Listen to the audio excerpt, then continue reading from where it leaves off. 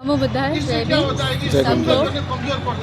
माता जी अपना नाम बताइए। जी, मेरा नाम धम्मरक्षिता भिक्षुनी है। अच्छा, मैं महाराष्ट्र की हूँ। कब से प्रवचित हुई है आपने? 6 साल हुए हैं मुझे।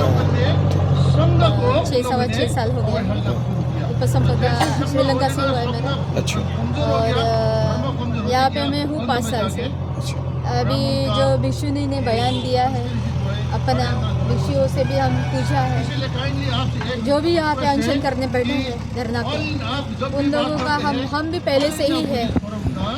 जिस तारीख से स्टार्ट हुआ 12 से, तो हम उसी तारीख से। तो बीच में तबीयत खराब होने के कारण 3 दिन नहीं आया था, लेकिन रेगुलर है। तो जिस तरीके से रात को 27 तारीख को उठाया गया है भिक्षुनी को 1 बजे, भिक्षुओं को 1 बजे, संविधान के अनुसार 6 बजे के बाद में अधिकार नहीं है आपको। जो पुलिस उठाया उसके ऊपर भी एक्शन होता है, ये कॉन्स्टिट्यूशन नियम है भाई। उसके बाद ह्यूमन राइट्स के अनुसार नियम है, आप 6 बजे के बाद में हाथ किसी को भी नहीं लगा सकता। बिल्कुल। उसके बाद में महिलाओं को हो गया, पुरुष को भी नहीं लगा सकता है, क्योंकि ये ह्यूमन राइट्स का सवाल है। क्योंकि रात में पुलिस स्टेशन थोड़ी ये होता है, नहीं? अनसिक्योर होता है। हाँ, अनसिक्योर्ड होता है।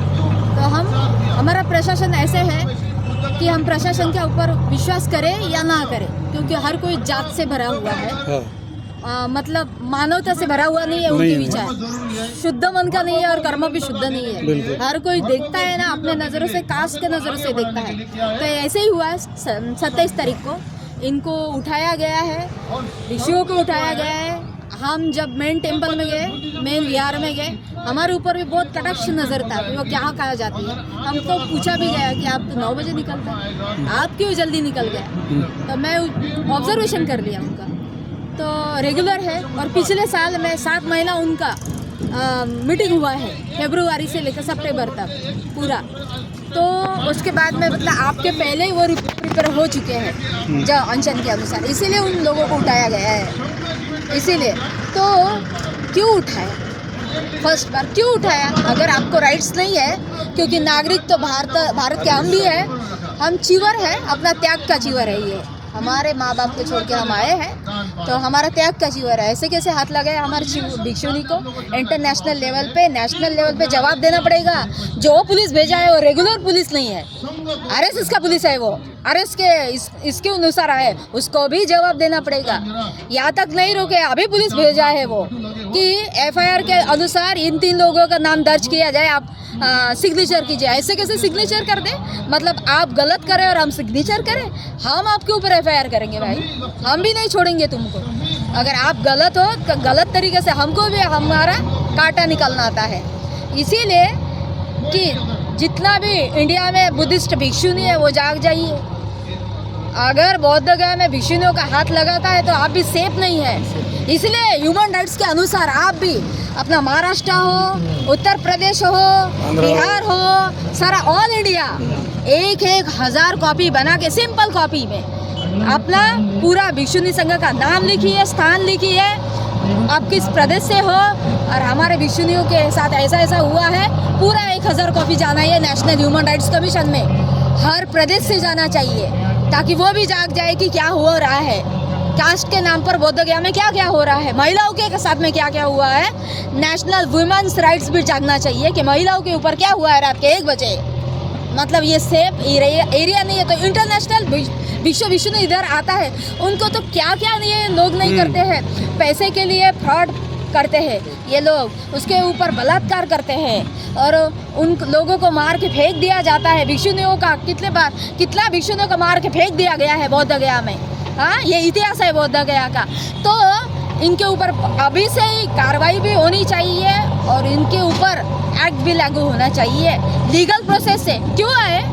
क्या आपको राइट्स, आप भारत के नागरिक होंगे तो हम भी भारत के नागरिक हैं, सेम दर्जा है, समानता है, समरसता नहीं है। ये जाग जाए आप।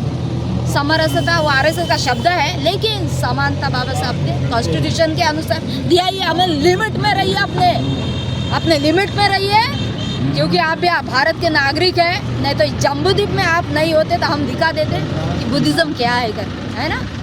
इसलिए साम दाम दंड भेद विश्वनीय ने जागना चाहिए, विश्व ने जागना चाहिए। हर एक प्रदेश से एक 1000 copy national human rights commission में भेजना चाहिए, ताकि वो जाके उनको भी देखना चाहिए कि पावर में सत्ता में होके ही काम नहीं चलता भैया।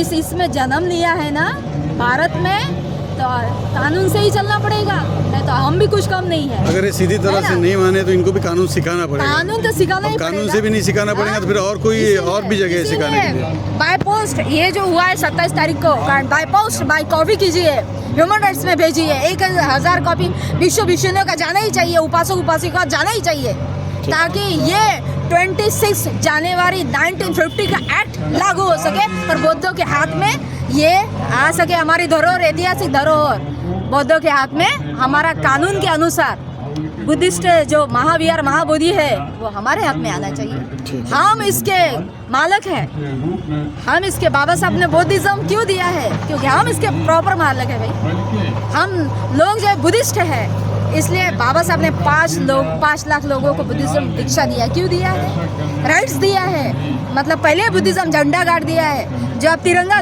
बोलिए उसमें धम्म चक्र प्रवर्तन का ये है, चक्र है।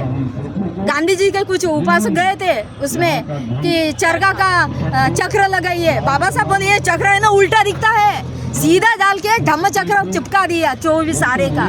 ये बुद्धिज्म है भैया, पहले गाड़ दिया झंडा, अभी तुम्हारा नहीं चलेगा। तुम राज पे आओ या सत्ता पे आओ भैया, हम बढ़ गए तो तुम्हारा सत्ता क्या कुछ भी नहीं रहेगा। इसीलिए हमारा बौद्ध विष्णु का खबरदार, या इसके बाद में हाथ लगाया तो खबरदार करती हूँ, उसके छाती पे जाके बैठ जाओ। हमारे बौद्ध विष्णु का खबरदार हाथ लगाया तो एक नहीं छोड़ेंगे भैया हम, इतने। हाँ।